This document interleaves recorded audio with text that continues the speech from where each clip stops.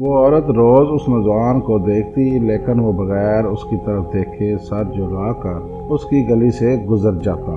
دیکھنے میں وہ کسی مدرسے کا طالب علم لگتا تھا، لیکن اتنا خوبصورت تھا کہ وہ دیکھتے ہی اسے اپنا دل دے بیٹھی، اور اب وہ چاہتی تھی کہ وہ کسی طرح اس پر نظر التفات ڈالے، لیکن وہ اپنی مستی میں مگن سر جھکائے زیر لب کچھ پڑھتا ہوا روزانہ ایک مخصوص وقت پر وہاں سے گزرتا اور کبھی آنکھ اٹھا کر بھی نہ دیکھتا۔ اس عورت کو اب ضد سی ہو گئی تھی۔ وہ حیران تھی کہ کوئی ایسا نوجوان بھی ہو سکتا ہے جو اس کی طرف نہ دیکھے، اور اسے ایسا سوچنے کا حق بھی تھا۔ وہ اپنے علاقے کی سب سے امیر اور خوبصورت عورت تھی، خوبصورت اتنی کہ جب وہ باہر نکلتی تو لوگ اسے بے اختیار دیکھنے پر مجبور ہو جاتے۔ اسے حیرت تھی کہ جس کی خوبصورتی کو دیکھنے کے لیے لوگ ترستے ہیں، وہ خود کسی کو پسند کرے اور وہ مائل نہ ہو کہ اس کی طرف دیکھنا گوارا نہ کرے۔ اپنی انا کی شکست اور خوبصورتی کی توہین پر وہ پاگل ہو گئی اور کوئی ایسا منصوبہ سوچنے لگی جس سے وہ اس نوجوان کو حاصل کر سکے اور اس کا غرور توڑ سکے۔ آخرکار شیطان نے اسے ایک ایسا طریقہ سجا دیا جس میں پھنس کر نوجوان اس کی بات مانے بنا رہ ہی نہیں سکتا تھا۔ اگلے دن جب وہ نوجوان اس گلی سے گزر رہا تھا، ایک عورت اس کے قریب آئی اور کہنے لگی، بیٹا میری مالکن تمہیں بلا رہی ہے۔ نوجوان نے کہا، اماں جی آپ کی مالکن کو مجھ سے کیا کام ہے؟ اس عورت نے کہا، بیٹا اس نے تم سے کوئی مسئلہ پوچھنا ہے، وہ مجبور ہے، خود باہر نہیں آ سکتی۔ نوجوان اس عورت کے ساتھ چلا گیا۔ اس کے وہم و گمان میں بھی نہیں تھا کہ جو عورت اسے بلا رہی ہے اس کا منصوبہ کیا ہے، وہ کیا چاہتی ہے۔ وہ تو اپنی فطرتی سادہ دلی کی وجہ سے اس کی مدد کرنے کے لیے اس کے گھر آ گیا، اور اس کے ذہن میں تھا کہ شاید کوئی بوڑھی عورت ہے جو اپنی کسی معذوری کی وجہ سے باہر آنے سے قاصر ہے۔ نوکرانی نے اسے ایک کمرے میں بٹھایا اور انتظار کرنے کا کہہ کر چلی گئی۔ تھوڑی دیر بعد کمرے میں وہی عورت داخل ہوئی۔ نوجوان نے بے اختیار اپنے نظریں جھکا لیں کیونکہ اندر آنے والی عورت بہت خوبصورت تھی۔ نوجوان نے پوچھا، جی بی بی آپ نے کون سا مسئلہ پوچھنا ہے؟ عورت کے چہرے پر ایک شیطانی مسکراہٹ آ گئی۔ اس نے اپنے دل کا حال کھول کر رکھ دیا اور کہا کہ میری سب سے بڑی خواہش ہے کہ میں ایک دفعہ تمہیں حاصل کر لوں۔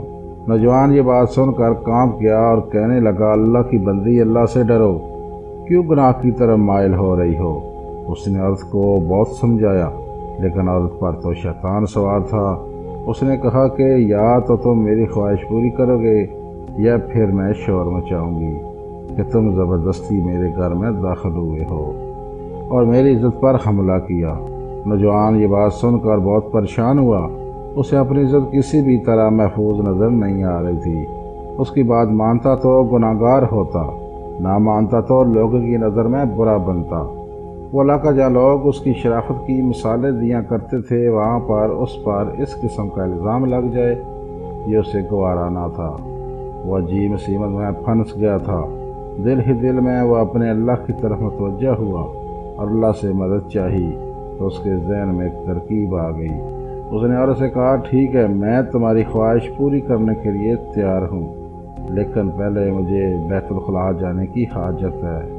عورت نے اسے بیت الخلاء کا بتا دیا۔ اس نوجوان نے اندر جا کر ڈھیر ساری غلاظت اپنے جسم پر مل لی اور باہر آ گیا۔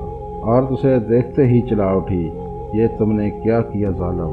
موت جیسی نفیس طبیعت والی کے سامنے اتنی گندی حالت میں آ گئے، دفع ہو جاؤ، نکل جاؤ میرے گھر سے۔ نوجوان فوراً اس کے گھر سے نکل گیا اور قریب ہی ایک نہر پر اپنے آپ کو اور اپنے کپڑوں کو پاک کیا اور اللہ کا شکر ادا کرتا ہوا واپس مدرسے چلا گیا۔ نماز کے بعد جب وہ سبق میں بیٹھا تو تھوڑی دیر بعد استاد نے کہا کہ آج تو بہت پیاری خوشبو آ رہی ہے، کس طالب علم نے خوشبو لگائی ہے؟ وہ نوجوان سمجھ گیا کہ اس کے جسم سے ابھی بدبو گئی نہیں اور استاد جی طنز کر رہے ہیں۔ وہ اپنے آپ میں سمٹ گیا اور اس کی آنکھوں میں آنسو آ گئے۔ تھوڑی دیر بعد استاد جی نے پھر پوچھا کہ یہ خوشبو کس نے لگائی ہے، لیکن وہ خاموش رہا۔ آخرکار استاد نے سب کو ایک ایک کر کے بلایا اور خوشبو سونگھنے لگے۔ اس نوجوان کی باری آئی تو وہ بھی سر جھکا کر استاد کے سامنے کھڑا ہو گیا۔ استاد نے اس کے کپڑوں کو سونگھا تو وہ خوشبو اس کے کپڑوں سے آ رہی تھی۔ استاد نے کہا تم بتا کیوں نہیں رہے تھے کہ یہ خوشبو تم نے لگائی ہے؟ نوجوان رو پڑا اور کہنے لگا استاد جی اب اور شرمندہ نہ کریں، مجھے پتہ ہے میرے کپڑوں سے بدبو آ رہی ہے، لیکن میں مجبور تھا۔ اور اس نے سارا واقعہ استاد کو سنایا۔ استاد نے کہا میں تمہارا مذاق نہیں اڑا رہا، خدا کی قسم تمہارے کپڑوں سے واقعی ایسی خوشبو آ رہی ہے جو میں نے آج سے پہلے کبھی نہیں سونگھی، اور یقیناً یہ اللہ کی طرف سے ہے کہ تم نے اپنے آپ کو گناہ سے بچانے کے لیے اپنے آپ کو گندگی لگانا پسند کر لیا، لیکن اللہ نے اس گندگی کو ایسی خوشبو میں بدل دیا جو کہ اس دنیا کی نہیں لگتی۔ کہتے ہیں کہ اس نوجوان کے ان کپڑوں سے ہمیشہ ہی وہ خوشبو آتی رہی۔